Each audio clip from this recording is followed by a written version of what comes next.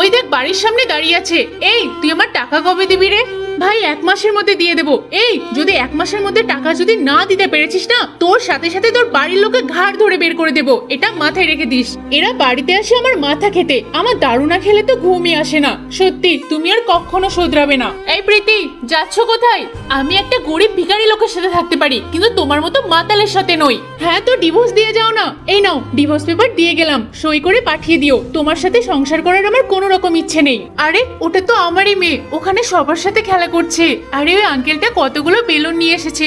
মা মা, আমাকে একটা বেলুন কিনে দেবে? ওখানে একজন বেলুন বিক্রি করতে এসেছে। বেলুন নিবি? এই নে 5 টাকা আমার কাছে আছে, এটা দিয়ে কিনে নে। কিন্তু এই বেলুনওয়ালা আঙ্কেলটাকে আমার খুব চেনা চেনা লাগছে। একবার এই কাপড়টাকে খুলে দেখি তো। আরে বাবা, তুমি এখানে? চুপ, কাউকে কোনো কিচ্ছু বলার দরকার নেই। এই নে সোনা বেলুন, তুই নিয়ে খেলা কর। আমি সত্যি আজকে ওই দিনটার জন্য অনেক পস্তাচ্ছি। আমি আমার মেয়ে আর বউকে দুজনকেই হারিয়ে ফেলেছি।